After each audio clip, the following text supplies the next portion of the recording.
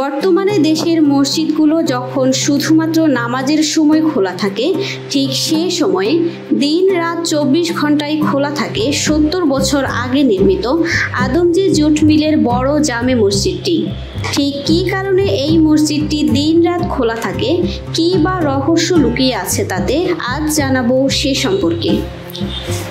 দর্শক, আপনারা জানেন যে 2002 সালে এশিয়ার বৃহত্তম jute mill Adamjee jute mills বন্ধের সঙ্গে সঙ্গে বন্ধ হয়ে যায় এখানকার 12টি ছোট বড় মসজিদ।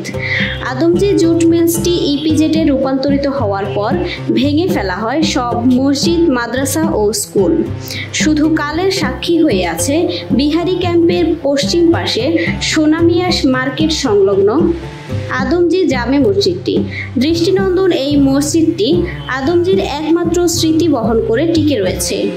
জানালা ও কপাট না থাকায় অন্যান্য মসজিদ থেকে ব্যতিক্রম এই মসজিদে ছুটির দিনগুলোতেও ঈদ, শবে বরাত, শবে কদরে দূর দূরান্ত থেকে অনেকেই নামাজ পড়তে আসেন। মসজিদটিতে সহস্রাধিক মুসল্লি একত্রে নামাজ পড়তে পারেন। আপনারা জানেন যে আদমজী জুট মিলস 24 ঘন্টায় 3 শিফটে চালু থাকত।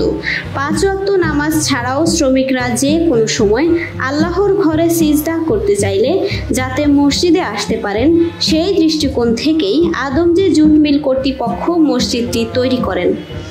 এদিকে আদমজী বন্ধের পর স্থানীয়দের ব্যবস্থাপনায় এখনও চালু আছে 24 ঘন্টা খোলা রাখা মসজিদটি।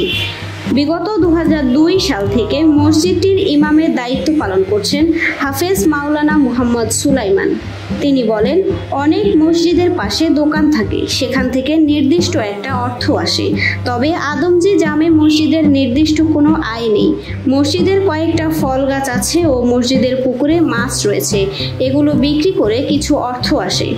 মুসল্লিদের দান দিয়েই মসজিদের খরচ বহন করা হয়।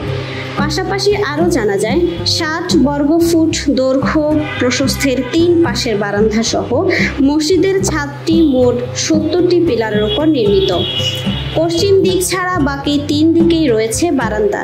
বারান্দার 3 দিকের 18টির মধ্যে যে কোনো প্রবেশ পথে ঢুকে মুসল্লিরা নামাজ আদায় করতে পারেন।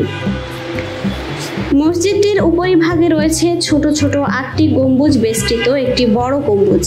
পূর্ব দক্ষিণ কোণে অবস্থিত সুউচ্চ একটি মিনার, যেখানে ওই সময়ে বিদ্যুৎ ব্যবস্থা না থাকায় খালি গলায় মুয়াজ্জিন আজান দিতেন।